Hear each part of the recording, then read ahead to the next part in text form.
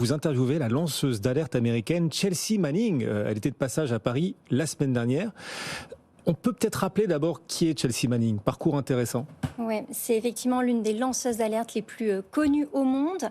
En 2013, en fait, elle était analyste militaire américaine et elle a été condamnée à 35 ans de prison après avoir fait fuiter en fait sur Wikileaks plus de 700 000 documents confidentiels qui étaient relatifs en fait aux guerres en Irak et en Afghanistan.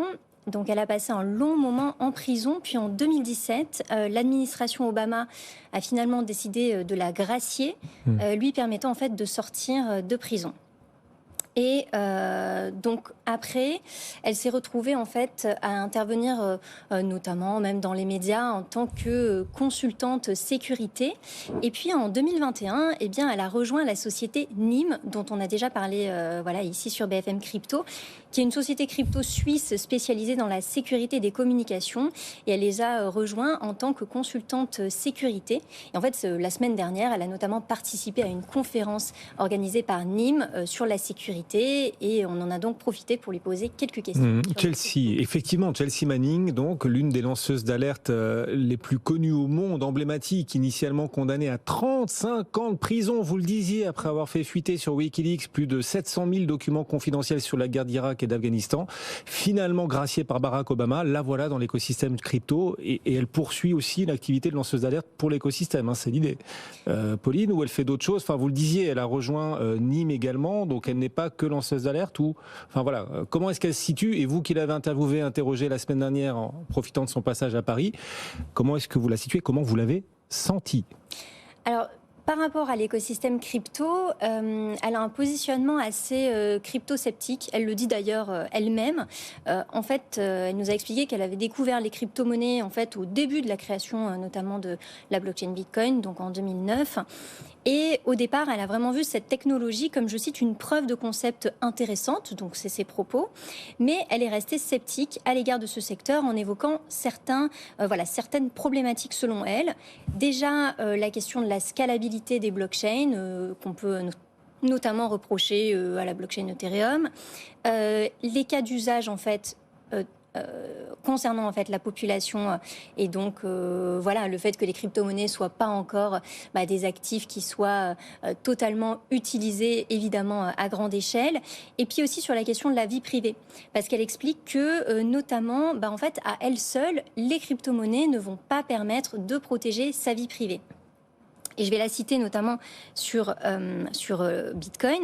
Elle dit, voilà, Bitcoin est l'exemple parfait où chaque transaction est visible par tout le monde, où chaque portefeuille est visible par tout le monde. C'est le contraire de la protection de la vie privée. Alors, ça ne va pas forcément plaire aux Bitcoin maximalistes, mais en tout cas, c'est son avis. Elle considère que si la technologie est intéressante, des blockchains, il faut quand même se méfier notamment de l'usage des crypto-monnaies.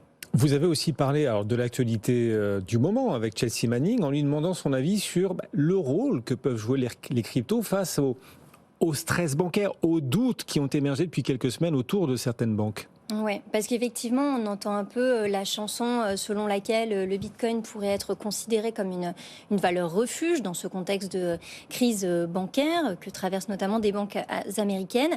Et Chelsea Manning a encore un avis assez crypto-sceptique sur le sujet. Elle considère que l'écosystème n'est à l'heure actuelle pas un endroit sûr pour placer ses actifs, parce que les actifs spéculatifs vont probablement suivre une tendance à la baisse. Je cite Chelsea Manning. Et on imagine qu'elle a en tête la hausse des taux qui fait pression sur pas mal d'actifs à risque, qui jusqu'ici profitaient des taux bas, puis des taux remontants. Bon, c'est un peu moins le cas. Mais ça n'a pas empêché Bitcoin de remonter depuis quelques semaines quand même. Ouais, on verra si l'avenir contredit ses propos. Mais c'est vrai que elle a une vision relativement pessimiste sur cet écosystème crypto. Donc elle met en avant la spéculation excessive des crypto-monnaies.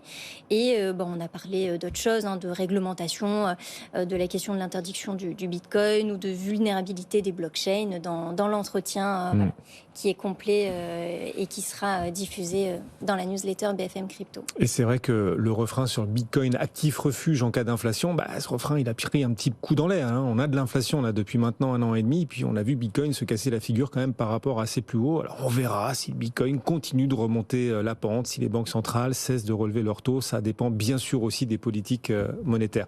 On reste dans l'actualité, Pauline, puisque dans la newsletter BFM Crypto, apparaître à 18h tout à l'heure, vous revenez également sur la Paris Blockchain Week, c'est ce salon, ce grand événement parisien qui a eu lieu la semaine prochaine. La semaine dernière, ça y est, c'est passé, c'était il y a quelques jours. On y était nous aussi d'ailleurs, Pauline. Oui, effectivement. BFM Business était partenaire. On a rencontré certains acteurs, dont le pilote de Formule 1, Pierre Gasly, qui nous a parlé de cet écosystème des crypto-monnaies, qui nous a expliqué que il était aussi passionné de ce milieu-là, en expliquant notamment qu'il avait plus d'affinité avec une blockchain en particulier, la blockchain Phantom. On peut retrouver l'interview sur notre site BFM Crypto. L'interview, et sur le site BFM Crypto, BFM Business, sur les réseaux sociaux également. Et c'était intéressant en fait d'avoir ce type d'acteurs aussi. Ça change des acteurs, on va dire, plus traditionnels de l'écosystème. Il a plutôt un regard très positif sur cet écosystème. Après, c'est un pilote de Formule 1, pas non plus un méga spécialiste. Mais bon, voilà. Oui, mais bon. Oui, c'est sympathique. Visiblement, c'est son domaine.